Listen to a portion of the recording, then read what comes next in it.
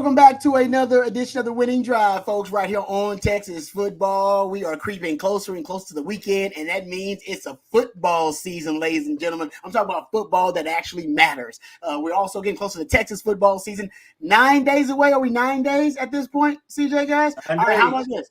What's your all-time favorite number 9 at the University of Texas? Kwame Caville. Kwame Caville. Yes! Coach, we got the same one. Hey, Kwame Caville was my dog. I love me some Kwame Caville, man. So I like that. That's my favorite number 9. So if we got a better number 9, throw it out there, and we can wish them also. We can pay homage to them. Hey, thank you very much, guys. Thank you all you guys for joining us. We really appreciate it. No matter where you are, we appreciate you guys joining. All your participation means a lot to us on the show. We're probably going to be here an hour. You know how it goes. Your questions, you drive the show. Super chat, jump to the front of the line. You can interrupt the show at any time. That's how that goes. We got a few topics we'll bring up. I got to get coach's thoughts about the new running back that the Longhorns have, a new grad transfer. Shout out to my man CJ Vogel breaking that news yesterday. That was fantastic. Longhorn fans really excited about it, so we'll get their thoughts. We'll also talk about the rivals for the Longhorns. We'll talk about the Aggies because the Longhorns had a press conference, a joint press conference with the Aggies to announce the new sponsor, the new title sponsor of the Texas A&M rivalry game that's been renewed. So we'll get into that a little bit. We'll talk about some of the things that were said by both parties, the Aggies and the Longhorns, at that press conference. And we'll also get into, I got a couple of Longhorn football related topics, like season related topics I want to get you guys thoughts on. So we'll throw those out there too. So you know how it works, guys. Just throw out there questions. We'll try to address as many of them as we can. As I said, my favorite number 9, Kwame Caville. Shout out to Kwame Caville. He had one of the greatest quotes, coach, that I've ever heard. I was dragging one day as a freshman, and Kwame Caville would keep me at the practice all the time and just basically make me run routes with him. And I would just cover him while he ran routes on air. No quarterback out there, nothing. We just going at it on air, just old school. And I was dragging one day going out there, and KL was that vocal leader on the team. If we needed a boost or a game, you needed some type of situation where you needed a pep talk, or you needed a pregame speech or a postgame speech, halftime speech, he was the guy. And I was dragging, and he said, hey man, what's wrong with you? And I was like, yeah, I'm just, a little tired. That's all, a little tired. And he said, man, never underestimate the power of false enthusiasm. It'll take you a long way in life. That was some of the wisest words I've ever heard, coach. And he's right about that. You'd be surprised where false enthusiasm will take you. You fake it till you make it. If you're having one of them days where you're dragging, you ain't got good energy level, fake it till you make it. All right. False enthusiasm. You'd be surprised how quickly it turns into authentic, real enthusiasm. And that's what he told me. He said, you think I want to come out here every day yelling and screaming and be this hype? He said, no, I got to bring the energy. He said, and sometimes it's false enthusiasm, but you got to throw it out there. So that's the lesson for the day. A little false enthusiasm, coach. It'll take you a long way. Well, one thing Jerry Hamilton brought up this morning on Coffee and Football was the fact that I didn't know this. Kwame was actually recruited and signed as a linebacker. Yeah, makes sense. That is crazy. And so back then they had freshman camp where a week before the veterans came in, the freshmen were here, so the coaches could get a good look at the freshmen, and then they would let the freshmen. They'd work at their recruited position. And then halfway through, they'd let them switch over and play something else if they thought maybe, they weren't sure if they were going to be a DB or a receiver, offensive, defensive lineman. And he said they would say, if you want to try another position in the second half of the practice, do that. And so Kwame jumped out there with the receivers, and I thought, I think you're going to stay over here with the receivers there, big boy. You know what, coach? That makes sense because sometimes he played receiver like a linebacker. He loved them tunnel screens. He'd run, man. I don't know if anybody ran the tunnel screen as much or as well as my man Kwame Caville. And when he came down, he loved contact. So shout out to Kwame. I know he was coaching for a while there, but Kwame's always doing great things. I think he still is, and I think he's got a son that's a junior at Round Rock, McNeil. I think maybe. And we had him on Coffee and Football this morning. But what a great guy! What a great interview! What a great story! Man, he had. First couple of passes they tried to throw to him his very first game as a freshman, he said, he didn't realize that when it's game time, the zip on that ball speeds up a little bit. So he ran a quick out and he didn't get his head around in time. And so Coach Makovic said, okay, we're going to come back to you. So then he let him run a post. And he said he was so focused. He said, I'm going to be wide open. He was so focused on making a move and breaking inside on the post. Did the same thing. Didn't get and that was the lack of experience as a receiver. But boy, I'd say he caught on, first receiver in the history of University of Texas football to catch 100 passes in one season. Wow. Yeah. Yeah. No, I love me. Amazing. He was a big part of my development as a young DB. Just those days out there running routes on air, no QB, just me and my man Kwame Caville out there going at it. Cotton says, Were you with McGarity? Were you with Wayne McGarity too? No, Wayne was gone by the time I got there. I got there in 99. I had that last year with Kwame in 99. So Wayne was already gone by then. But I heard they were a pretty rambunctious pair to keep up with. And I was talking about Kwame. When I first came down to Texas, and this was before I actually, registered for classes and everything. We came down the summer before to work out with the team. And he let me live with him. Him and Richard Hightower, Peanut, who's now one of the coaches. I think he's with the Chicago Bears now, if I'm not mistaken, special teams coach. They let me kind of sleep on that. I was sleeping on the couch of him, sleeping on Joe Walker's couch with Greg Brown, and I had nowhere to stay. But essentially, those guys had told Coach, "Hey, if those youngsters come down, this kind of goes with the culture thing, right?" They told back Coach, back then you didn't come in until training camp started. Exactly. You didn't come in. They didn't bring you in early. Yeah. Yeah. And I had nowhere to stay. I mean, I had no money or anything, but Mac had basically had an agreement with the older guys that these young guys come in early because Mac was trying to do things different. Coach, he had just come in 98. This was his first real recruiting class, his first total recruiting class in 99. Number one recruiting class in the country, by the way. So we all wanted to get there early. Like we was ready to go. And Mac was like, if they come early, they need somewhere to stay.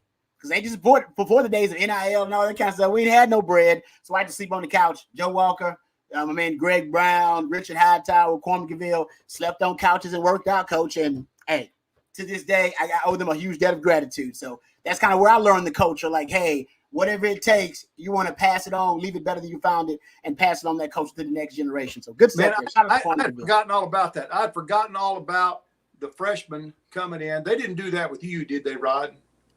Did y'all have a newcomer camp? No, we didn't. That's a great deal. That's a good chance for coaches to get one-on-one. I don't know why they stopped doing that. But anyway, I also forgot when Jordan came in 2004, same thing. You couldn't do summer workouts, and you couldn't unless you paid for your own summer school or whatever. Yes. Maybe. But I still don't think you could work out with them. But you couldn't start till 2-a-day started. So I remember Jordan would drive up from Burnett in the evenings and play 7-on-7 with them.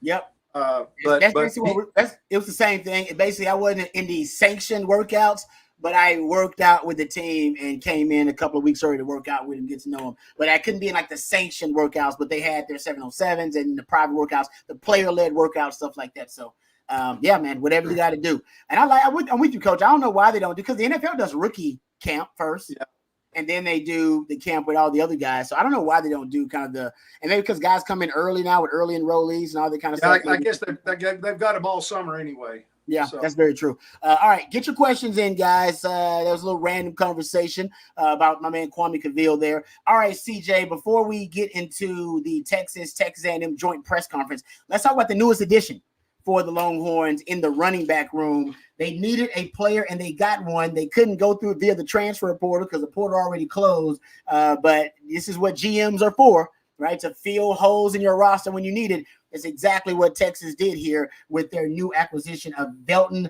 Gardner, the running back from SMU.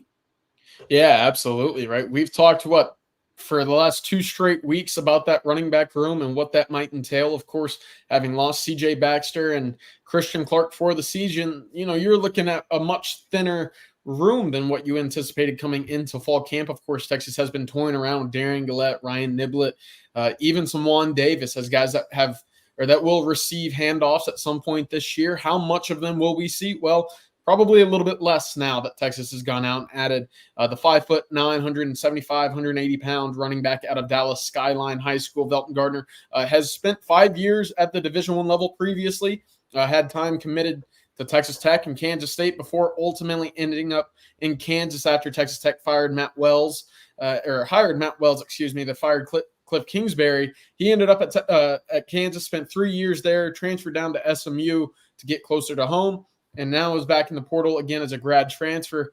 And here it is. Texas desperately looking for another running back body, as we came to find out Monday from Steve Sarkisian's press conference, basically saying, if there's an opportunity for us to add to that room, we're going to go down that route. And they found a guy that they liked close to home. And we've seen some clips. He only has about 220 career carries over 4 years, or over 5 years. I'm not expecting him to come in and be a 50 carry guy.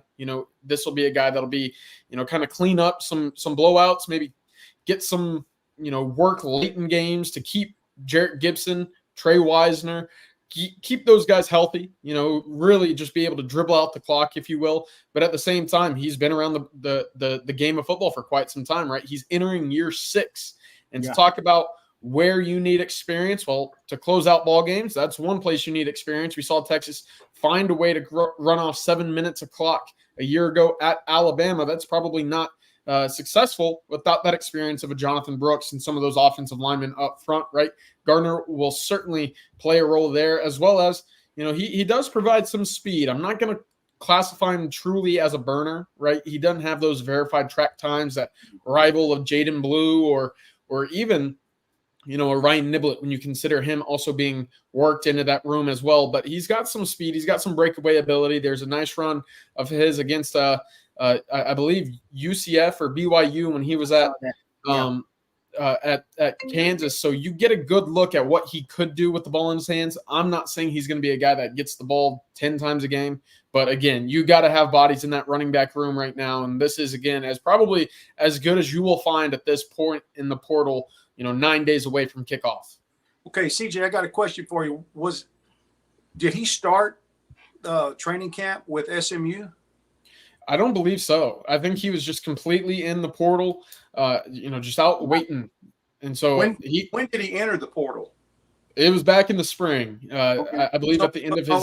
I thought the window was closed in the portal. Is it still open? For grad transfers, you can join as long as you're not enrolled and in class anywhere currently, and thus that would make sense as to why he was not participating anywhere.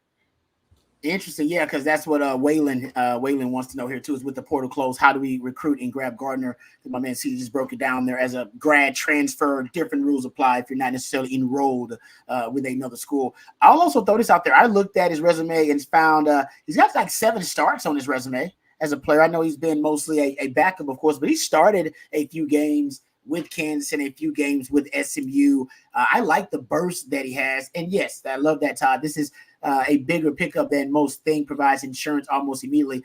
And for me, Coach, I think it almost helps you just logistically in practice.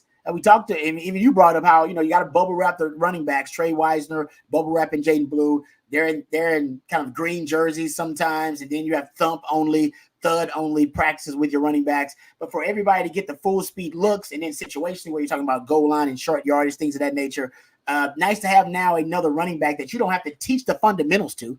I mean, you got Juan Davis, which is named Darian Gillette, guys switching positions, and Ryan Niblett, but you almost got to teach those guys the foundation on the fundamentals, right? About pass protection and footwork and all that. You ain't got to teach this young guy that. He's a running back. You can just kind of insert him. He's got to learn the scheme, the alignment, the assignment, and he can go off on his own. Yeah, I'll tell you one of the things about that's people don't realize it's a totally different level of ball security when you're a running back. So you bring in Juan, you bring in Niblett, you bring in these other guys from other positions. A running back, they're not used to being hit at the line of scrimmage. They're not used to being blindside. They're not used to guys coming up behind. You know what I'm saying? It's different when you take a handoff and you're going through the line of scrimmage. And the problem is with the injuries we've had, and then those guys get some work at running back, they're not getting any live tackling. So it's a kind of thing. It's almost like Kwame we were talking about a while ago. You get in a game at game speed, and just like that ball was zipping so faster than he'd ever seen it, he's going to have people. Those guys that haven't played running back are going to have people coming at them like they've never had before. And so that's a different thing. But, I like to give this young man credit. I mean, Belton is a shifty runner a little bit. I think I watched some of his film. But here's one point I made this morning in Coffee and Football. The guy's probably it could be a Cinderella story. here's a guy who's never been able to run behind an offensive line like he's going to have this year. Okay. Back in the day with Kansas, they were horrible. SMU's building. He's never had a chance to run behind an offensive line like this. And so now, granted, it's going to be, defense is going to be a little better week in and week out too than what he's seen. But it could be a great Cinderella story where Brandon Harris has pulled a fast one on everybody and got us a guy that can not only finish a game but potentially be productive. Yeah.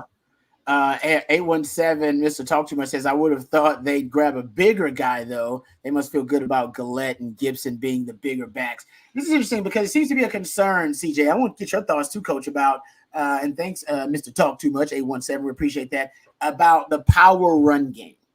That Jaden Blue and Trey Wisner are more perimeter-oriented backs, speed backs, guys. You want to get in space. I used to call them like smart backs, essentially. Then the NFL, sometimes they call them air backs. And these are guys that not only can you use in the running game, but ideally you want to get them on the edge. You want to get them in space. You want to get them out on the perimeter. And that seems to be at least the belief, the perception of Jaden Blue and Trey Wisner, and maybe now even of this young man, Belton Gardner.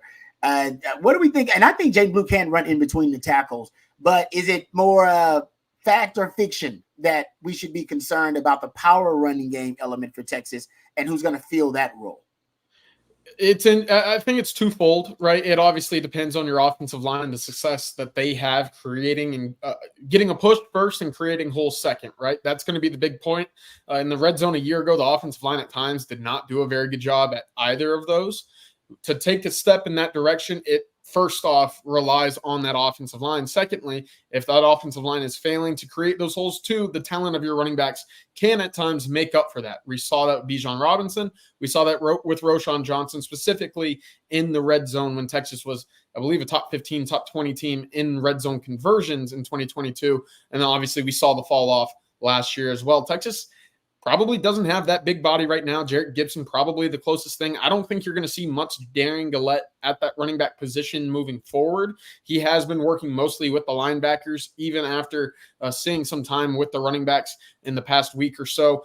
Where Texas might see that big body, maybe 6'2" and up, is Juan Davis. And I do think that there will be some sort of package near the goal line to get, a 12 personnel group on the field with your quarterback being Juan Davis potentially, or have a 13 personnel with Juan Davis in the backfield and another running back opposite of him. So we'll see what that might entail, obviously, as the season progresses.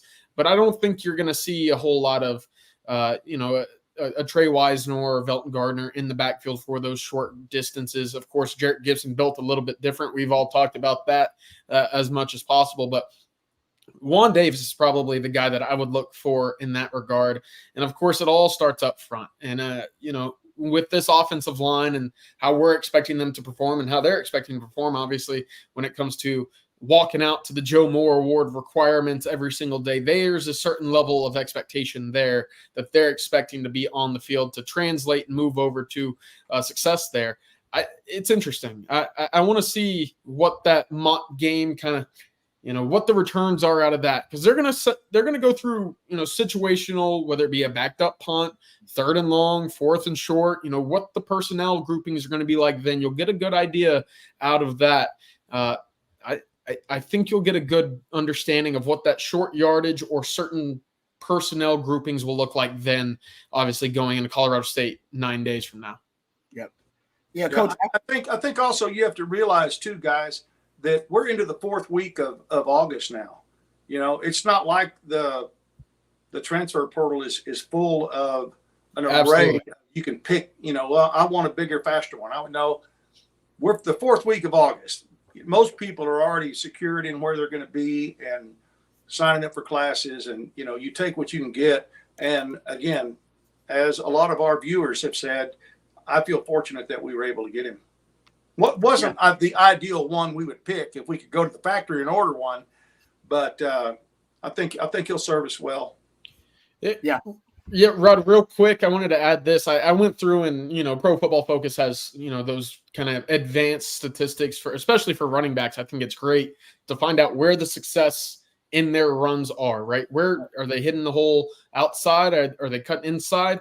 I looked at just in between the guards for Velton Gardner over the last 2 years. He saw 32 rushing attempts in 2023.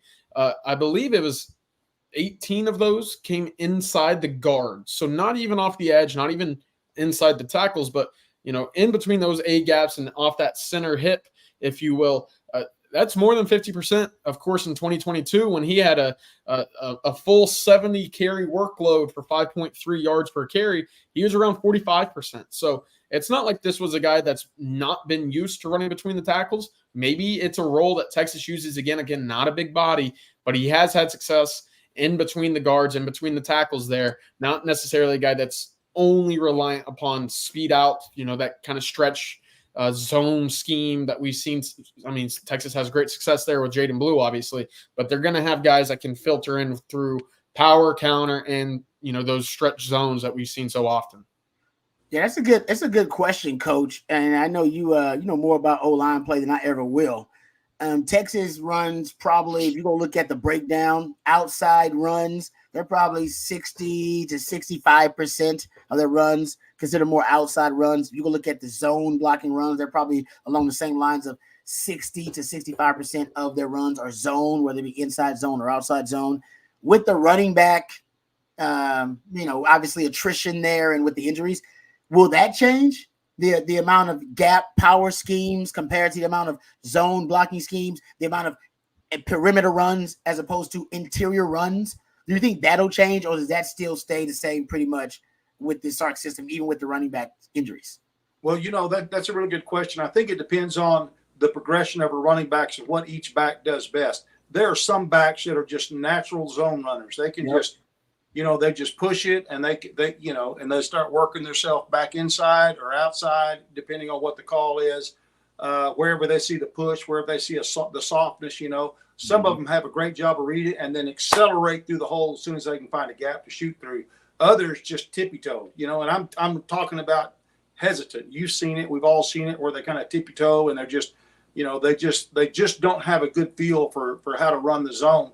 And then other backs are better quick hitters and, following, pulling linemen that are kicking out and cutting off, stuff like that. So I think it depends on who our first two backs are going to be and how well they run those schemes. And if they're not running it to Sark's and Flood's liking, then yes, it certainly could change what we hang our hat on in the running game. Yeah. I think it actually I think it will. I expect it actually do change a little bit, just depending on, and I think it would be ill-advised not to do it, to change it, tweak it, depending on what the strengths of the backfield is at that time. All right, good stuff there, guys. Before we move on, let's thank one of our fantastic sponsors.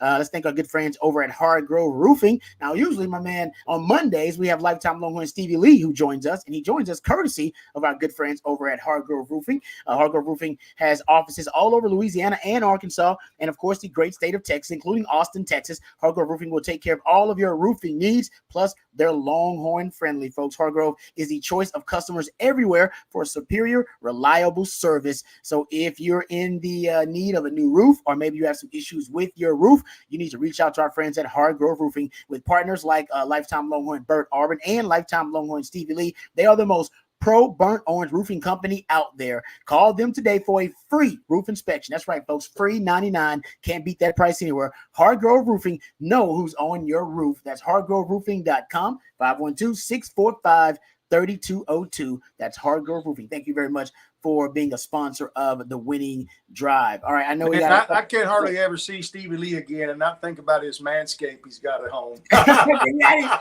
didn't want that visual. He even gave us the guard number, didn't he? He gave us. Oh yeah. Yeah, he said he wears number 4 or something like that. I was like, okay, Stevie. And he's a veteran when it comes to the manscaping. Carving his initials. Come on, man. That's going to be hard for me to see him and not think about that. See, I'll never look at Stevie Lee the same way ever again. And now I got to talk to it. You know what? I got to ask Wifey about it now when I see it next time. That he's bragging about his manscaping going on there. All right. Thank you guys for the questions. We'll get to a couple of them right now because I saw a couple of questions that I was interested in. But let's get to this one here this one's from Tyler. Tyler Rolo says, out of our DBs, who gets the most interceptions in y'all's opinion out of the defensive backs? Last year, I believe, of the returning players, Michael Taft was the tied in the league, right? Jaron Thompson, I believe, and Terrence Brooks also tied for the league. The lead in interceptions on the team.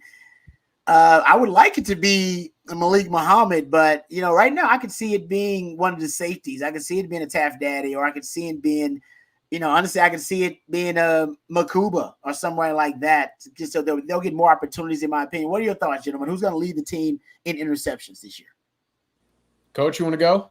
Well, I would say just you think the safeties are covering probably as much of the field as any position. So I would go with Derek Williams, but also look at this. Whoever's going to wind up opposite of Manny Muhammad is going to get tested. Yep. And so are we thinking that's going to be Gavin Holmes? Honestly, Coach, it may. I'm starting to think more and more. It could be Jahdae Barron. I don't know why. Listen, because the Jalen Gilbo thing, I don't. It's obvious the coaches are planning on utilizing Jalen Gilbo, and I haven't heard much of him moving around. He's been working at the nickel, and indeed, if they believe that he's a starter caliber player at the nickel, the question I think arises is, and I think this is different than who's going to lead the team in interceptions, but it's connected to the conversation. Is Jalen Gilbo a better nickel than Gavin Holmes is a corner? Or is Gavin Holmes a better corner than Jalen Gilbo is a nickel? Because I haven't heard those guys big cross-training much. For Gilbo at the nickel, Gavin Holmes at corner. Jahdae Barron said he's played everywhere. He's cross-training at nickel, training at corner, and at safety. I think they're trying to get the best 5 DBs on the field. And depending on how camp goes, and maybe even depending on how the first game goes, they may decide that Jahdae Barron's a better option at corner for them than Gavin Holmes is. And that's nothing against Gavin Holmes. It's just them trying to get their best 5 on the field. So I'm trying to figure out if Jalen Gilbo is going to be out there, then how does the rest of the secondary, how does it roll out? And how do they organize it if he's going to be at the nickel position? I'm not really sure, but I know Jahdae Barron's got to be on the field. Well, I would say it could be the safety opposite of Manny Muhammad. Because whoever that corner is going to be opposite of Muhammad is going to be tested. Yep. He's going to be tested. And Manny's going to be tested to see if he's brought his game along. But it would make sense if they're going to give that corner more help with safety. And we're just, hoping that they do, that it could be that safety who is trying to help cover that corner a little bit until he gets, a little more game experience and gets his just kind of catches a stride, so to say. Yeah, I look at Derek Williams as my probable pick here, right? I don't know if Manny Muhammad will have the volume of which to, rack up big interception numbers. You'd love for that to be the case, but at the same time, your number one corner is not often tested, especially for a guy that's had as much acclaim and hype coming into this season for, what's expected to be a really strong sophomore campaign. Andrew Makuba has been making plays on the ball all fall too. Mm-hmm. The issue with that, he's only got 1 career interception at 3 years as a big-time contributor for Clemson. So am I to believe now that all of a sudden he's going to be this ball hawk DBU at Texas? I don't know. I do know, however, he's been a guy that's made a lot of noise at Texas this year. He's had an interception in the first scrimmage. We've seen clips that the Texas socials have thrown out of him, picking off passes as well. So maybe it's a change in scheme. Maybe it's a change in usage that unlocks something in him. I don't know. I do know, looking back at his history, it's not going to be a favorable pick right now for him to be the guy, despite having all of that experience and time on the field. I do like Derek Williams. I like Michael Taft. He kind of had that knack for a football, whether it just be hustle to get to a good spot against, I believe, was it Kansas State at home? He had a crazy just hustle effort play to get down the field.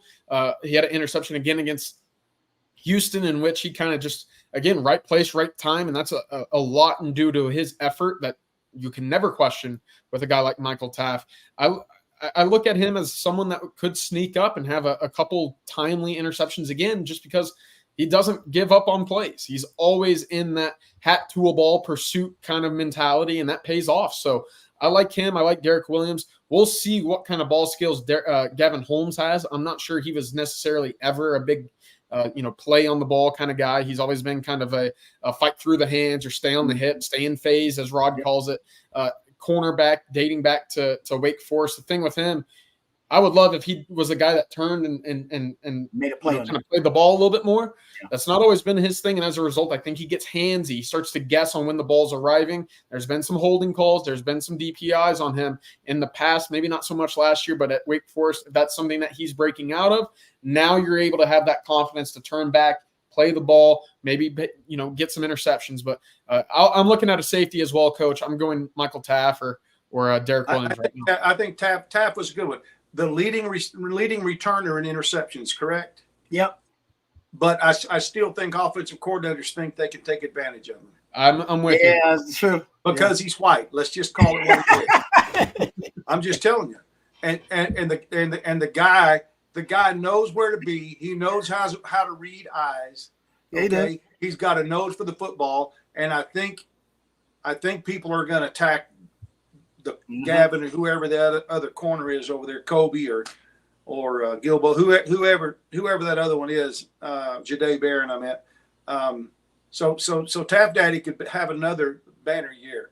I'm sorry, guys. I'm just saying. I mean, hey, keep it real, Coach. You keeping it real. See, hey, like I said, Rod kills white DBs, but every 10 years it seems like a white walk-on DB comes out of nowhere. Haynes now Taff. That's true. That's a good point. I have been the biggest advocate for the Caucasian defensive back. All right, I'm the one who gives some love to Blake Gideon, number 21. All right, I gave the love to Dylan Haynes. Dylan Haynes is top 5 all time in interceptions, guys. Okay, Blake Gideon is the all-time leader in Texas at DBU. All right, in starts. Like no DB at Texas started more games than Blake Gideon. And then you got now my man Taff Daddy. So I ain't hating on the Caucasian safety, man. I'm all about it. All right. Yeah. And by the way, the white corner is coming back in the NFL too. They got 3 of them now. 3. They got 3 white cornerbacks in the NFL now. So, y'all have some pride. I always felt bad because the Giants drafted me to essentially take Jason Sehorn's place, and I never lived up to it. I killed the last white rhino, Coach. And I did a disservice to the whole damn game. No, you didn't. No, you didn't either. All right, there you go. Thank you for that, my man CB. Always having fun. Hey, Rick says this about Ja'Day Barron. Does Ja'Day play corner in the red zone? Barron does not have the speed to play field corner against elite wide receivers in the SEC. Holmes does. This is an interesting point. And I've wondered if they're working with different combinations in that defensive backfield because of some of the experimentation that we've seen. And remember last year, I was very critical of the wholesale rotations, just taking out your first frontline guys and putting in a second group of defensive backs. Thought that made you easily predictable and made you vulnerable. And the secondaries, I think teams oftentimes would have a whole nother set of plays when they have a whole new secondary out there because your success rate would probably be higher against that group rather than the starting group. So I think they're mixing and matching a little bit more, working with different combinations and different lineups. And that's a good point, Rick. I don't think Ja'Day Barron has elite top-end speed. I think he is a great football investigator, as I call it. I think he's great at being able to process things pre-snap and all the clues. I think he's got really good change of direction. But in terms of straight away frontline speed, I'm not sure where that is, and we'll see before the draft. So that is interesting, and I actually like that idea, Rick. In the red zone, less field to defend, everything constricts. Then you don't have to worry about the top-end speed of a DB. And then his change of direction, his ability to process, being a football investigator, it actually is more advantageous to him in the red zone than his lack of speed is a liability in the red zone. That's good, Rick. What are your thoughts, Coach, about that? That's a great point. I like your theory there. I think you hit the nail right on the head. There's not as much room for receivers to work open in the red zone. I think that's yeah. That's as good a question as we've had in a while. Does that mean you're playing more zone? That's a great question too. I think that kind of combats what you expect to have as a great pass rush, right? Wouldn't you rather be sticky in man coverage and let that pass rush get after the quarterback? Again, being constricted, maybe you're dealing with rub routes, those intentionally designed run wide receiver screens or whatever it might be. So I could see that. We look back at that Kansas State game, and it was Jahdae Barron who was out wide at the outside cornerback spot late in that game, I believe in overtime, perhaps. Yep. They ran that design rub route to his side of the ball, and what did you hear? I was just looking for the clip. I don't know who originally tweeted it, but you see Jahdae Barron communicating with either a safety or the nickel in the spot, saying stay, playing whatever form of the banjo or tango that they have out wide. And as a result, he stays, he gives a step, quarterback looks at it, and then he bumps right back outside and the pass is thrown away. That's what you want, right? You want that kind of IQ in that red zone area. But to the point, that kind of negates a little bit of what you expected to be, kind of combating that great pass rush that you're expecting, being in tight man coverage as often as you can, just to make that window smaller, that time speed up just a little bit more for opposing quarterbacks.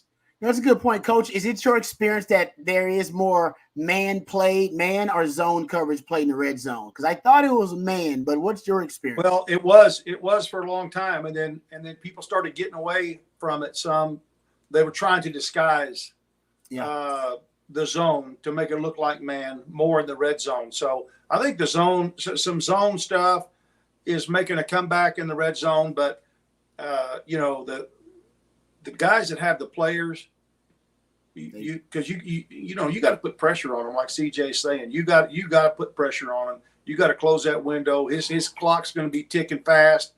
And I love man coverage down there, especially if you have good communication like CJ. I honestly, Rick, that's a great point, man. I situationally with Jahdae Barron, maybe that's what we're looking at, is that when it's money time in that red zone, there's a different combination of DBs they want to play. And that would make sense because you got some safeties that cover better, that are better coverage safeties. You're going to go man coverage down there. I think Derek Williams would be down there with you. Maybe Makuba, because Makuba can play nickel and play safety and play corner. So you can basically you can man up across the board, even with your safeties, because they're all coverage specialists. That's a good point. I like that, Rick. Good question. All right, let's thank another one of our sponsors before we move on, our good friends over at the Autograph app. This segment brought to you by our friends over at the Autograph app, the app that curates the best content, tickets, and gear to help you fan to your full potential. Being a fan is a full-time job, ladies and gentlemen, so Autograph does the heavy lifting for you. From tickets for big matchups to breaking news, the Autograph app has curated content for fans of all things Texas, all the podcasts, the articles, game predictions, everything you could ever want, including the On Texas football content. The new replay feature lets you get the day's news without the noise, and you can get it when you need it, when you want it to start your day. Use the code right there. Use the code On Texas. That's On Texas. You can use that code to download the app for free on Google Play, or to download the app for free at the Apple App Store. So thank you very much to the Autograph app. Feed your fandom with the Autograph app. Use that code On Texas, and you'll get that app for absolutely free. Free 99, best price you can get. Thank you very much for that, Matthew. All right, gentlemen, I want to ask you about this. We'll get back to some of the questions here. I want to ask you about the joint press conference that happened between Texas and Texas A&M. And it was to announce a new sponsor. We won't get into that. It's not a sponsor anybody would really know and even really care about. What is it? Cotton, CJ? It's some company that most people would never know about that's probably worth a whole lot of money. And I'll get there for you in just a second. But that's not the big topic of conversation. And CJ, you actually got some great content on your Twitter account there about this joint press conference. But my man Matthew has a little bit of CDC at this joint press conference. It was him and Trev Alberts, the athletic director for A&M, announcing the new sponsorship. But here's Chris Del Conte, the Texas athletic director, at the joint press conference between Texas and Texas A&M. When I became the director of athletics at the University of Texas, they asked the first question, how about the A&M rivalry? This is, I said it then, I'll say it now, the most important thing we can do is restore this rivalry. College athletics is built on great rivalries. It's what separates us from everybody else. We think about the passion, the history. We can all look at it's A&M's culture. It's what they stand for, it's who they are. As an institution, it's the University of Texas and who we are, and as an institution, playing on the field. Playing on the field. I mean, it's our pageantry that goes against each other. And we come back after the game, we talk about that for a year in the water coolers. Talk earlier about our two esteemed gentlemen talking about what the rivalry meant historically. The last time we played this game was 2011. right? Being back here today is critical for this state. It's critical for college football. But I'm so excited for both alumni bases. I'm so excited for both institutions to be partnered with you. It is awesome when you think about the restoration and the reclamation of this rivalry. It is going to be fantastic. All right, there you go. That's Chris Del Conte talking about the Texas A&M rivalry, rekindling and renewing of the rivalry. Yes, and Cotton Holdings. Cotton Holdings was named as the title sponsor for the Lone Star Showdown Rivalry Series. So there was a lot that was revealed at this joint press conference, CJ. And one of the things that I thought was really interesting, we'll get to some of the other tidbits, but one of the things I thought was really interesting is that it was revealed by Trev Alberts that there will be a Lone Star Cup, if you will, basically for the winner of not only the rivalry, but am I to understand this is about Texas versus Texas A&M athletics overall, not just the showdown between the football teams, that basically they're going to be keeping up with the competition between the athletic departments, and the better athletic department will win this Lone Star Cup. Did I get that right, TJ, or am I off here? Yeah, that's how I saw the clips of Trev Alberts talking, and I'm kind of up in the air whether it's just the head-to-head between Texas and Texas A&M, or how those programs athletically do in their respective sport. Okay. In which, if it's the latter, that trophy would never leave Austin, right? You're dealing with what is the best athletics department in the entire country. However, if it is a head-to-head, 1 point for one win versus each sport, then in which it could differ. But that's an interesting kind of a agreement to get into if you're on the A&M side. Again, Texas has 3 of the last 4 Directors' Cups or something like that. They just won it again. You're getting into an agreement with your biggest rival, who's also at one of its highest peaks athletically of its entire athletics department, and saying, yeah, we'll go head to head with you each year for this trophy. It's going to mean something for us. But at the end of the day, this is just bragging rights of which school and which rival has the best athletics department. One thing this will do for A&M, and this was pointed out on Twitter. I wish I had the @ so I could give them a shout out here, but I don't have it off the top of my mind. This will push Texas A&M and its boosters to get whatever funds and means necessary to compete for that trophy. We already saw what they could do on the baseball field when Texas swooped in and said, y'all have a shiny toy. We need a toy now. We're going to take your baseball coach. Well, what did A&M do? They went out, they got a great baseball coach to replace him. And of course, they found ways to retain every single piece of that roster that otherwise was going to go play elsewhere. Many of them coming to Texas, several going to LSU. What did they do? They held on to every single one of them, in large part because of those boosters stepping up and saying, hey, we don't want you guys gone. So if this is now, kind of the guidelines, or kind of that, determining factor of where their athletics department is just a head-to-head comparison against Texas. Well, now they know on a level playing field where they need to send funds, where they need to, create more boosting and funding for, what sports are lacking, what sports need a little pick-me-up. And then now they're on an even playing field later on. This is, of course, the vision. But that was a really interesting point that I thought was brought up. Otherwise, that trophy would never leave Austin. It just never would. Yeah, maybe they'll just make it about the major sports. Maybe just make it like the big 3 sports or something like that, the revenue-generating sports. But my man Matthew has actually pulled that clip of Trev Alberts. So we'll try to listen and see if he's talking about just football or if he's talking about the athletic departments overall. Here's the ID for A&M. Sort of we're going to keep track of all the sports and, come up with a cup, if you will, a competition, throughout the course of the year that entails all of our sports. And so, obviously the focus is on the football game because of the history of tradition, but, this will be a rivalry that I think can enhance past football, and will be important to all of our programs and students. All right, there you go. He said all sports multiple times. So we're talking about all sports here. I'm with you. I think that's probably a mistake by Trev there. He probably should have said, let's focus on the big 3 sports or something like that, because all sports, you're not going to beat Texas in that category. But I will throw this out there for A&M, and I agree with you, CJ, 100%. I do think, the rivalry with Texas, though, it pushes the Aggies to maximize their brand. And they've done that several times, whether it be about getting from underneath the shadow of Texas, which they did, left the Big 12, went to SEC, And I think we all agree that was what was best for A&M. Still was a good move for A&M. Whether it be what you said about them taking Schlossnagle. By the way, sidebar: will Schloss be on the sideline at that Texas A&M game? There's no way. Well, Texas should do. They're not gonna put him on. They should put him on his sideline. Now There's no way A&M allows that. They're gonna say you got a faulty scan, whatever the issue is. I mean, there's no way. Rob, you've talked about it in the past. Those trips down to College Station, Coach, you know about it all too well too. That's crazy. You don't stay in College Station. You check your food twice. You gotta ensure you know what catering company's coming in. If that's all the case, I mean, Jim Schlossnagle's not coming close to that stadium. You won't know if he's there, because if he's there, he's going to be wearing a helmet. He better be wearing a helmet. He come out with the team, but a helmet on. Who's a fat old kicker they got out there? Yeah, number 36, Schlossnagle, looks a little different. Schlossnagle. It wraps all the way around the back of his jersey. I like that idea, Coach. Just put some pads on him and put him out there. You'll be all right. Put a helmet on him. He's going to need it. And if you really want to annoy and aggravate Aggie fans, that's the way to do it. They see him on the sideline, man, they go lose it.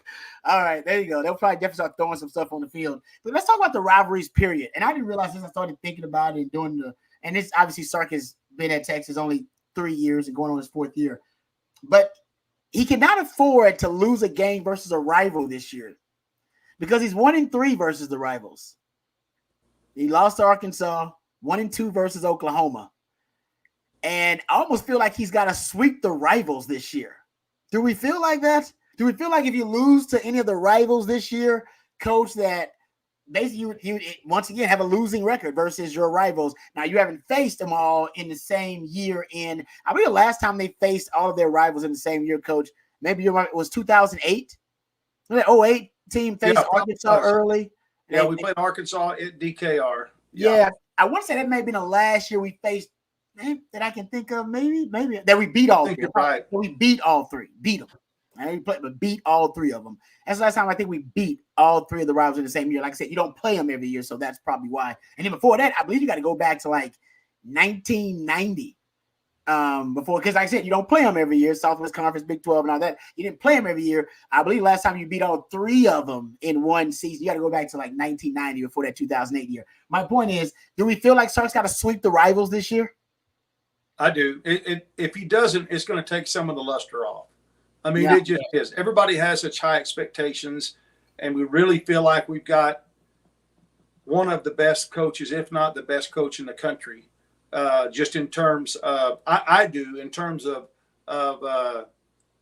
not only his football IQ and his play calling ability, but his culture building and his fit in Austin and UT. Everything about him, he's a perfect fit for us, and we see him on a skyward trajectory. But a loss to A&M, a loss to Oklahoma, a loss to Arkansas, certainly not the end of the world, not the end of the season, but no doubt. It takes some luster off. I think we need to win all 3. Yeah, I feel like that too. Right now, to be a true blue blood, to be a true blue blood, you got to win all 3. You just have to. I feel like that. I feel like Longhorn fans will be very disappointed. And it's right. It's tough to beat rivals, right? It's tough to beat rivals anyway. It's a very emotionally charged environment. We're just talking about the Aggies. That's going to be really it's going to feel like a religious experience for those Aggies. And none of them are at home. None of our games are rival. None of them. They're at home. Exactly. And I agree with you, Coach, because Texas, even as a program, historically, ever since, the end of the Southwest Conference days and then the Aggies leaving the Big 12, we're not used to playing rivals at their place on the road. And that adds to that emotional charge I'm talking about. And that's how the Arkansas Razorbacks, a couple of years ago can play outside of themselves and put a whipping on Texas because they do hate Texas more than they love themselves. And the Aggies will have a very similar sentiment and a very similar feel to that hostile environment down there. So I think it will be a challenge, but I do feel like Sark 1-3 versus Texas rivals, and all Longhorn fans are I think happy with where Sark has the program. But I'll admit that's something that Sark's got to figure out. Can't lose to the rivals. Can't have too many losses versus rivals, or losing record, I should say, versus the rivals. Ask Ryan Day about that. I mean, that guy's winning, double-digit games every year, and people are saying he's on the hot seat right now. And it's like, why? Because he can't beat his rival. And I remember when Coach Shipley, when that was the case for Mac. when Mac Brown couldn't beat Bob Stoops, we were winning 10 games, winning 11 games, and Longhorn fans were dissatisfied because you couldn't beat your rival. Got to do it. Yep. Yeah. Yep, that's right. But I think it's expected of you. When you take a job like the University of Texas and you want to be a blue blood, you want to be mentioned with the Alabamas and the Georgias, it's expected of you. And when we get to the point that it's not expected, then we're heading down the wrong road. Yep, that's a problem.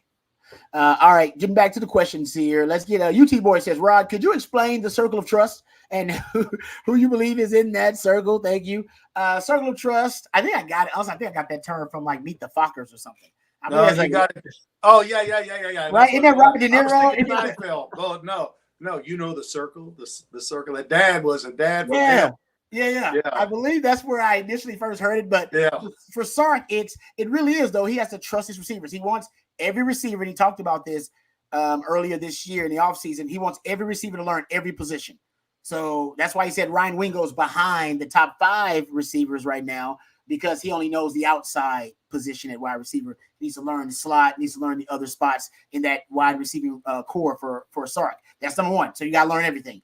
And the receiver position is so, I think, sophisticated in Sark's offense. I still give out the stat from Sports Info Solutions. They were looking at A.D. Mitchell's route tree before the NFL draft and doing a breakdown, and they determined he ran 37 unique routes in 2023. 37 different routes. I cannot name you 37 routes on the route tree right now, Coach. I can't do it. I might get to 20. I still think that still might be a challenge, but 37 unique routes. So think about that. Think about a young receiver. You got to learn a really expansive route tree. You got to learn all the different positions, all right, in that receiver group too. And I've been in practice. So have you, Coach, and you, CJ. How closely does Sark work with them wide receivers? It almost feels like he's the wide receiving coach sometimes. He literally is right there, right in the middle of it, and he almost critiques every wide receiver at their route, whether it's like, hey, good depth on that route. Hey, I need you to get out that break a little bit quicker. He's being very meticulous in his critique and coaching of the wide receivers. So he's very hands-on with that group. So trust me, the group that's why it's a tight circle, because Sark's the one eliminating guys from the circle. Like, nah, you ain't gonna be in my circle of trust. Nope, because he's seeing them like every day and working with them. He knows who's consistent, who has consistent depth. He knows who actually is, detailed oriented in their routes. He knows who the quarterback likes. That's another part of this. Who's the quarterback trust in that circle? So not only do you got to earn Sark's trust with everything I brought up, learning all the different positions, the 37 different routes or whatever you got to learn, all that, and Sark every day being very, very hands-on with that group. But then it's Quinn. Do you have chemistry with Quinn? Does Quinn trust you? In crucial moments, can Quinn depend on you to be at the right depth and to make the right call, all those different things, and his sight adjustments on routes. So I think it's 2 parts, a 2-part trust that you have to earn. Sark's trust and then Quinn's trust. If you earn Sark's trust and then Sark sees you out there in the game and you and Quinn are now on the same page, I imagine Sark may lose some trust in you as well. So it's a 2-part thing. That's the circle of trust to me, UT boy. And by the way, I think who's in it? I think Jonte Cook is in it, because I know you love that. I think Jonte Cook is in it. I think DeAndre Moore is in it. I think Isaiah Bond is in it. I think Golden is in it. And I think Bowden has earned it too at this point. Ryan Wingo is very close to earning it too, as soon as he learns all different positions. I think that's it. I think the most important part is, does Quinn trust you, right? And, you can be you can debate the importance of Steve Sarkisian and Chris Jackson, right? Those are the guys that ultimately send in, substitutions or personnel changes, whatever it might be. But if you're on the field and it's, Quinn Ewers is sitting there thinking, okay, I know this guy's going to get the route right. I'm not sure if my X is going to get it right. Well, then that limits half the field, right? You're sitting there now limiting what the play call entirely is. And I think that happened a bit at times early in the season as well. But this year specifically, with all the new turnover, it's going to be all the more important that Quinn Ewers looks at the guys around him on the field and with blind trust and says, I know he's going to break at 13 because he's supposed to break at 13. That's the way we practiced. He's not going to change that up out of maybe inexperience, maybe just being too excited, maybe just not trusting the route or the look that he's getting defensively. So that's the biggest thing for me is, does Quinn have that rapport with you? And 2, can you build on that when given the opportunities? right now, I think, Rod, I'm with you. There's 4 guys. I think Wingo by the end of the year is going to be a guy that is going to be seeing as much snaps as anybody else on the field. Yep, I agree. All right, getting back to some of the questions here. I know we're getting close to the end of the live stream, and this comes from Todd Lacey. He says, do you think that Gardner will get to play at some point? I know he has to get into the game shape and up to speed with the offense, but the transition will most likely happen quickly. Yeah, I think running back transitions happen relatively quickly. Do we think he'll play? What are your thoughts, guys? Say we get Colorado State, ULM, some Vanderbilt, say some games like that where Texas is expected to have a considerable lead by at least halftime. Is that when we see a young Gardner out there getting a lot of reps when you're bubble wrapping and safeguarding the running backs from injury? I think if the game is way out of reach when our go-to guys come out, I don't think you'll see him against Colorado State. I just think you've had these other guys working out all summer. They've gone through training camp. They've got the crap beat out of them every day in training camp. Let those guys get a little bit of playing time because they deserve it. And at some point, yes, I think he will. Will it be for Louisiana Monroe? I don't know that he'll be even in that. In every team and in every position, there's a circle of trust. There really is. I mean, it depends on how much you need to trust a person. Well, when the game's out of reach by 35 points, that circle of trust widens because there's not as much at stake. Okay. But then to me, as a coach, it comes to who's earned it. Who has earned the right to be out there playing when it's not the end of the world if we don't get a first down or we don't score a touchdown. That's my philosophy. That's the way I hope the coaches do it, unless there's still an opportunity that the other team could come back, and then you got to put your guy in there who you can depend on. How quick he'll pick it up, I don't know. But nowadays, it may use different terminologies, but a lot of the running back steps and stuff, blocks, they're the same. I mean, the guy's been in two different programs that are pretty high potent offenses, I guess you might say. So I think he'll pick it up pretty quick, but does he deserve to play early? That's the question. That's a great point, Coach. Do you roll out a Colin Page, the walk-on running back that's been running with the second unit early in the season? As it should. Texas get up early and kind of try to dribble out the clock or run the clock out as we are expecting against a Colorado State or ULM specifically. Do you reward a Colin Page? Because he's turned heads. He's scored touchdowns in all these scrimmages. I'm with you. Make him earn his stripes behind the scenes, get into that circle of trust, just as Colin Page has, who's worked his tail off all the way since he originally joined this roster and program. I think that's your running back 4 at the moment. Gardner will join as the 5th, and then you'll start moving into SEC play and figuring out, okay, can he provide more than just a guy towards the end of the game that can keep our starters healthy? Is he a guy that we could use in certain gadget situations or whatnot? Evaluate later on when you have higher stakes ultimately. But right now, reward the guys that have been here and let him prove himself to everybody on the roster and the coaching staff that this is a guy worthy of big-time snaps later on. All right, good stuff, guys. Let's thank another one of our sponsors. We're getting close to the end of the live stream here. Time to thank our friends at South Point Dodge. We're really grateful for them signing up throughout football season. And if you're a Longhorn football fan, just know that you can score an easy extra point this season when you get to the point with our friends at South Point Dodge. South Point Dodge has over 600 vehicles in stock right now, folks. That's a large inventory, including a great selection of Ram 1500s, 2500s, and 3500s, whatever your truck needs. South Point Dodge is the one-stop shop. Right now, they have a great special happening with over 50 Ram 2500s, all marked down with huge savings right now at South Point Dodge. So you can get on over there and go visit them for yourself off of I-35 in South Austin, or you can go check them out online and go review their expansive inventory there at southpointdodge.com. That's southpointdodge.com. Score big today at South Point Dodge, Austin's one-stop shop for all of your automotive needs. Thank you very much to South Point Dodge for sponsoring the Winning Drive and being part of the On Texas football family. We really appreciate them. All right, couple of more questions here before we get to the end of it. This one's from Brandon. Brandon says, Rod, What do you need to see from Quinn before bringing Arch in next week? Certain number of yards or score. That is good. I'm thinking chemistry with the wide receivers will be big for me. I'd like him to have good. We didn't see that in the spring game with guys like Isaiah Bond and some of the new guys with Matthew Golden and Silas Bowden. So I'd like to see them have good rapport and good chemistry. I'd like to see them being sharp alignment, assignment wise. I don't want pre-snap penalties. I don't want them to be sloppy. So I'd like to see them pretty buttoned up there.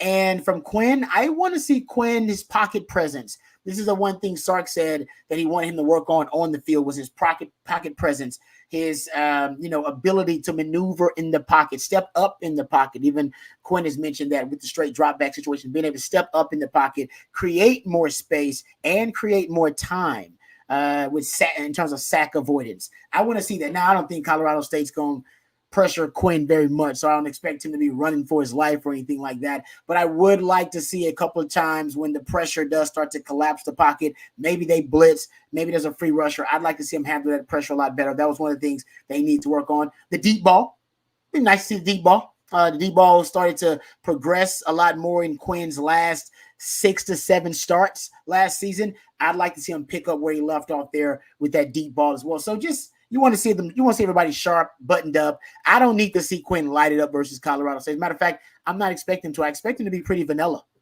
right? Coach versus Colorado State in anticipation of that Michigan game. Think Rice from, what was that, the Rice game they played last year early on? Think about how kind of vanilla they were in that game early on, and then what you saw in the Bama game the next week. Yeah, I look for us to try to get up on them early, and just take care of business. Just take care of business. That's what you have to do to be an elite team.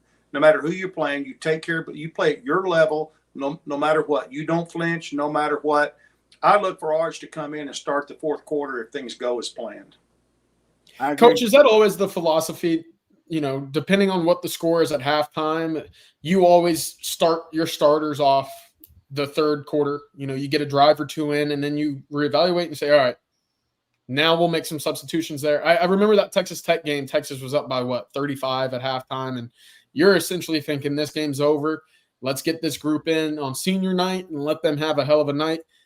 But, there's some sort of mental aspect of let's not check out. Let's stay in that rhythm of coming out of halftime and staying hot. Does that play into some of those decisions? Yeah. I think it does. But at the same time, obviously, priority number one is to win the game. Priority number two is to get out with the fewest amount of injuries you can. And so why keep guys in the game when the game is out of touch? It's out of reach. It's over. Why keep guys in the game when you're fixing to have to go up to Michigan and play? You've got to have a healthy team. But you don't want to put Arch in too early because you don't want to start any talk about quarterback controversy or anything like that. You want the game to be out of hand. You want Quinn. Everybody's fully expecting Quinn to go in and take care of his business, score a lot, score early, take the pressure off your running game.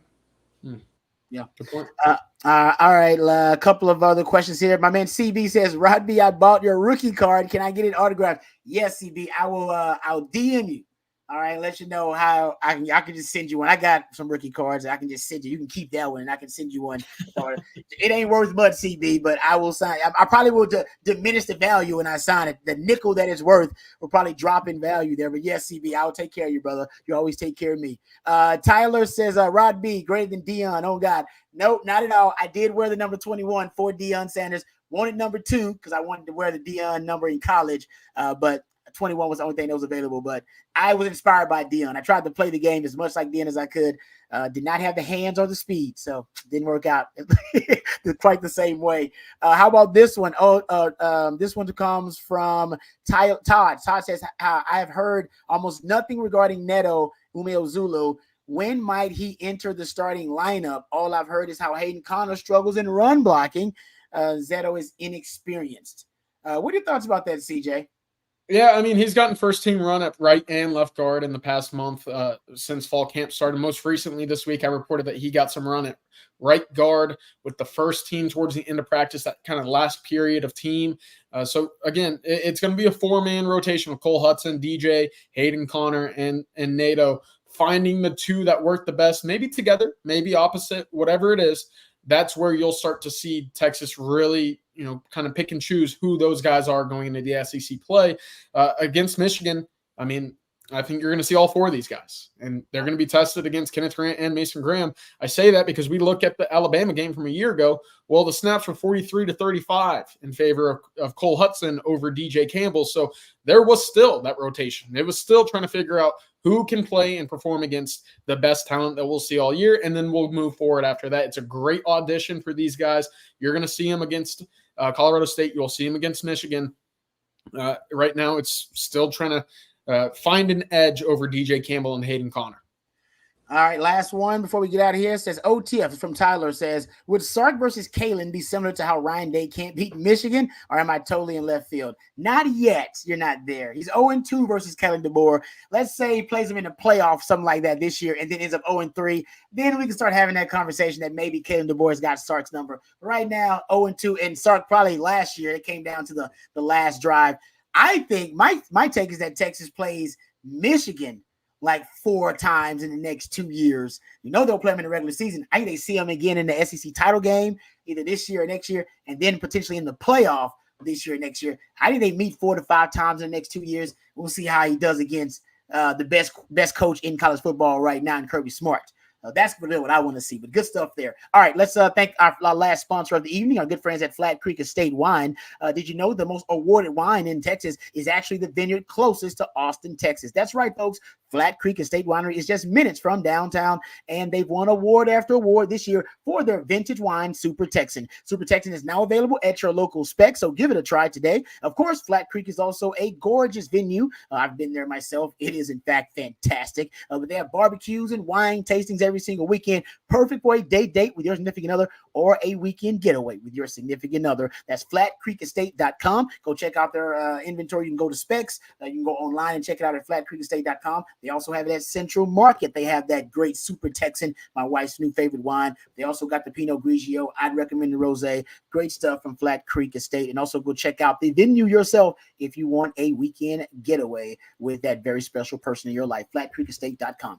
All right, we're getting ready to end this thing. Let me encourage everybody out there. Right now is a great time to join the exclusive Longhorn community at ontexasfootball.com. Become an OTFOG. You can talk with us each and every day, our wonderful team, and get your questions answered. Plus, there's even more news and commentary. Join us over at ontexasfootball.com. Become an OTFOG, and you'll save a lot of money. Use this $60 a year subscription. You'll get it for $39.95. Everybody loves a deal, and if you're ball on the budget like me, you'll love this deal for a monthly subscription at OTF. Just go to OTFOG. Use that code there at ontexasfootball.com. All right. Thank you, Coach, for all the wisdom. We appreciate you. Thank you, CJ. I appreciate all of your hard work as well. Matthew behind the scenes is the real MVP. All you guys, thank you for the super chats. Thank you for the questions and participation. We love you guys. We really appreciate you helping us build this community. And I cannot wait. This weekend, officially, football season starts, and then we are in game week, ladies and gentlemen. So we'll talk to you down the line. Remember, tomorrow we'll have coffee and football, but also you have the Friday live stream. That'll be at 1 p.m. So you want to tune in for that as well. Thank you guys out there for everything. And until next time, hook 'em horns.